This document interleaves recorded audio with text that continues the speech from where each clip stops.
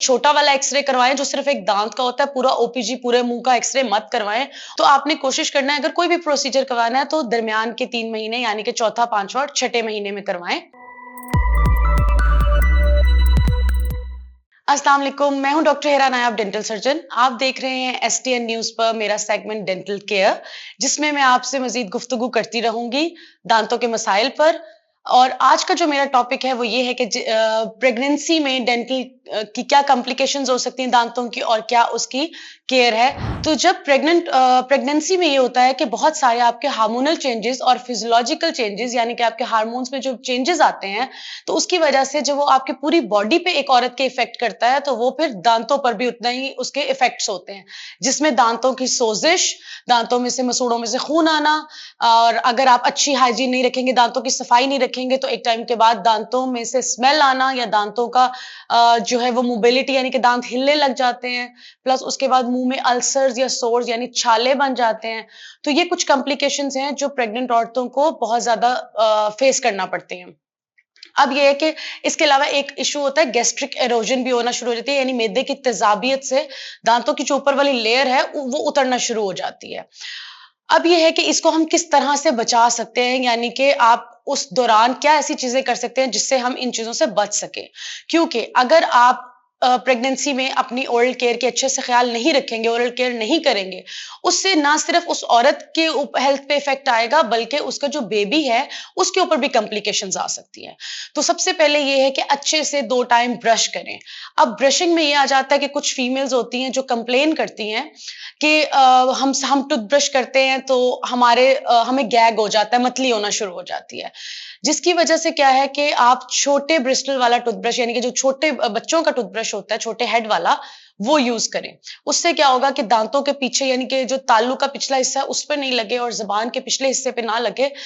तो हम इसको अवॉइड करते हुए गैग रिफ्लेक्स को अवॉइड कर सकते हैं और ये मतली आना ये ठीक हो सकता है। दूसरा ये कि आप वैसे तो फ्लोराइड वाली टूथपेस्ट यूज करें, तो उससे ये फायदा होगा कि उससे दांतों में कीड़ा कम लगेगा। बट फ्लोराइड का लेवल एक मिनिमम, आप उसका लेवल जो होता है ना उससे आपने एक्सीड नहीं करना। अगर फ्लोराइड एक्सेसिव हो जाता है तो वो बेबी के लिए बहुत ज्यादा खतरनाक है और बेबी के ऑर्गन्स पे भी वो बहुत ज्यादा इफेक्ट करता है। प्लस आप ये कर सकते हैं कि आप वो पेस्ट यूज करें जिसका झाग कम बनता हो, फोम कम बनता हो। कम फोम बनेगा तो उससे क्या होगा कि आपको गैग नहीं होगा, मतली नहीं होगी।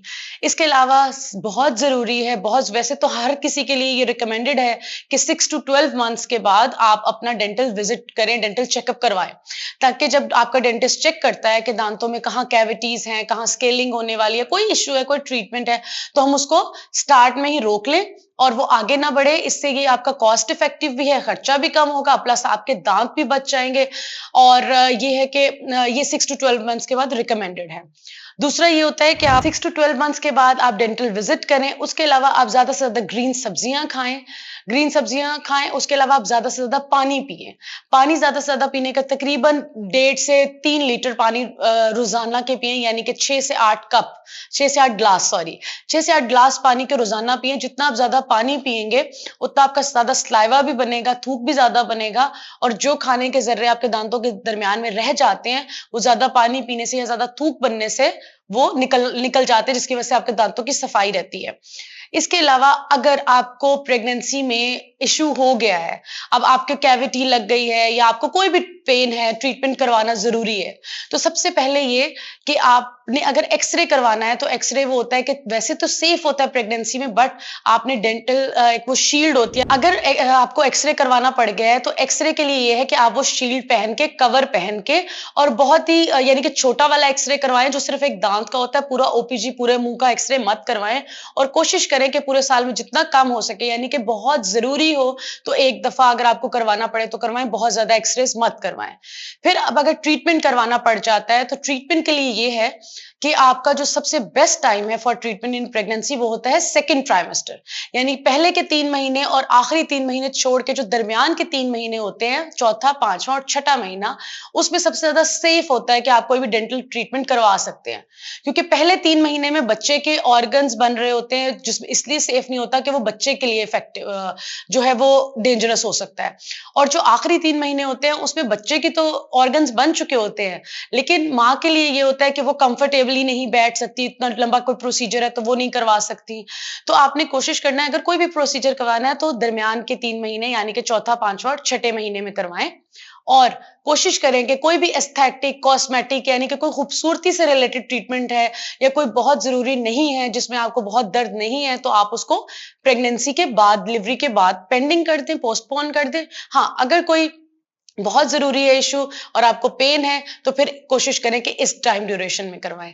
प्लस प्लीज़ आप लोग कोई भी सेल्फ मेडिकेशन मत करें, क्योंकि प्रेगनेंसी में आप कोई भी एंटीबायोटिक्स या कोई भी पेन किलर्स खुद से सेल्फ मेडिकेशन के साथ नहीं ले सकते। कोशिश करें जो आपका डॉक्टर आपको रिकमेंड करे, क्योंकि इसकी वजह से जो वो औरत है उसकी भी हेल्थ पे बहुत इफेक्ट्स आएंगे, प्लस आपके बेबी पे बहुत ज्यादा साइड इफेक्ट्स आ सकते हैं। आपको आज का हमारा ये सेगमेंट कैसा लगा, कमेंट्स में लाजमी अपनी राय का इजहार कीजिए, लाइक शेयर कीजिए और सब्सक्राइब करके दूसरे लोगों तक इसे फॉरवर्ड भी करें, ताकि दूसरे लोग भी इससे फायदा उठा सके और डेंटल जो है अवेयरनेस तब तक पहुंच सके। बहुत शुक्रिया।